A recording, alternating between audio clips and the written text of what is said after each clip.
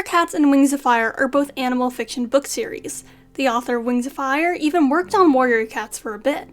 Despite their differences, the two of them share an audience, mostly due to their interconnected animation communities. Given that, it is easy to make comparisons between the two series, but what if, instead of comparing them, we combine them? Well, that is the exact goal for today, where I will be reimagining Warrior Cats characters in the world of Wings of Fire. I'll be drawing Warrior Cats characters as dragons, and also constructing a world around them as I do so. Before we get started, if you are new to this channel, please think about subscribing. I regularly post both Wings of Fire and Warrior Cats content, so you'll never be bored. And to my current subscribers, thank you so much for supporting me. I wouldn't have gotten here without y'all. First of all, we have to start the show Firestar. I decided to change his name to just Fire, as in Wings of Fire, only Nightwings get combined names.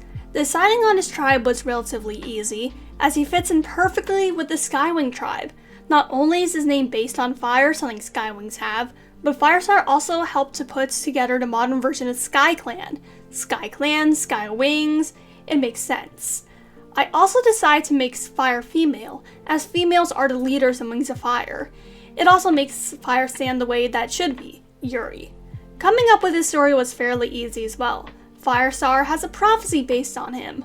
You know who else also has a prophecy based on them? The Dragonettes of Destiny. No, Firestar or Fire is not a member of the Dragonettes of Destiny in this AU. Instead, he's the Skywing egg that escaped from the hatchery. I always found the missing egg fascinating. Tui has confirmed that we are likely never going to get answers on what happened to the Skywing egg, as she prefers there to be some mystery in her series, and she also likes to see fanwings theories and their OCs. So it only felt natural to place Fire into the story there. Now the only thing that I had to do for the rest of the character was insert her in a place that would make sense. Fire was raised by Nutmeg, a maid who saved her egg from being crushed. She was taught never to tell any dragon about her birth date, so she always lied and said that she was older than she really was. When she was around 4 years old, Scarlet became incredibly paranoid about the Dragonette prophecy. She ordered any Dragonette born within a month of the brightest night killed. Though Fire had been lying about her age and theoretically should have been safe, Nutmeg feared that they would be put under more scrutiny, and so she told her to run away and go to Possibility. Fire struggles and is almost caught in a few battles. However, the AU version of Ravenpaw, who we will get to later, saves him. In Possibility, Fire finds the world much larger than what she knew, and a position in the Enclave, a group run by blue-fired Skywings simply called Blue. The Enclave is a faction in Wings of Fire lore which has only come up once or twice. The time that I remember is in Winter Turning, when Winter seeks out medical attention for Hailstorm and Possibility. Because we don't know much about them right now, they are perfect for placing a story in. I personally theorize that they work similar to the Outlaws led by Queen Thorn. That leads us to the next character. The next character is shockingly not Firestar's best friend Graystripe, but instead Ravenpaw the Loner. I first decided on what tribe Ravenpaw should be. The answer was obvious, Nightwing. Then, as for his name, I had a lot of options. I wanted to keep with ravens and the raven theming because they have a lot of symbolic meaning, such as being considered harbingers of doom and death. They also are considered symbols of wisdom and grace. Eventually, I settled on the name Ravencall. I also decided to make him a seer, as ravens are harbingers of doom, and I felt like it would work well with his flighty and paranoid personality. I already established that this takes place during modern times, as Fire is part of the Dragonette prophecy. So how can Ravencall be a seer? Good question. Let's just say that he was born on a clearish night on the volcano. Now, as for the backstory, Ravencall had always seen strange lines his entire life.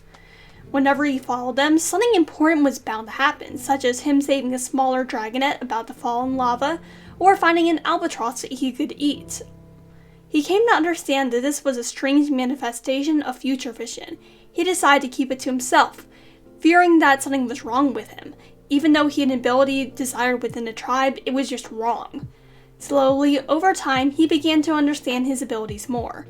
Different colors had different meanings, etc., etc. One day, he found a violent red line leading through the tunnel. He tried to ignore it at first, however, he began getting hot and cold flashes. Feeling as though he couldn't deny it any longer, he followed the line. Through this line, he found a young Skywing Dragonette lost in the middle of a war zone, who he guided to safety. He realized soon after that this dragonet, Fire, was born on the brightest night.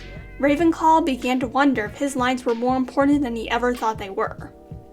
The next line brought him and Fire to Possibility, where they joined the Enclave. Ravenpaw kept his secret close, only sharing it to Fire and the AU version of Graystripe. Skipping forwards in this AU, I'd imagine Barley is a member of the Talons of Peace. He is the Sandwing Mudwing hybrid. Now, on to Graystripe. He was the hardest character to find out what to do with.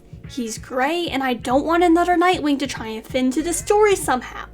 So I had to make a lot of changes to him, and if you don't recognize him, I'm sorry. Meet Garlic. He's a Mudwing, and is just as friendly and food-loving as the Graystripe we all know. He in fact named himself after food. Unlike the original Warrior Cats, he is one true sibling, Dustpelt, or just plain Dust. Neither of them are the big sibs. Their other sibs were crushed before they were born, as the place where the nest was unfortunately the site of a battle. Garlic tries to take up the role of big sibs, but he slacks a lot, as opposed to Dust, who is no-nonsense and rather serious. Garlic meets Fire when he is patrolling the city and sees Fire stand up for Ravenpaw, and fights a larger dragonet who tried to steal food from them. Impressed, he talks to Fire. He unintentionally takes too long, so his mentor, Lion the Sandwing, comes over to see what he's doing. Upon hearing Garlic's rendition of Fire's fight, he offers Fire a place in the Enclave. Garlic becomes Fire's closest friend. The two of them are inseparable and become patrolling partners. In this AU, I imagine that he'd still fall in love with Silver Stream as normal, or just Stream. She'd be a Seawing, obviously, and live on the border of the Mud and Sea Kingdoms. Their romance would still be forbidden, as Stream is part of the war.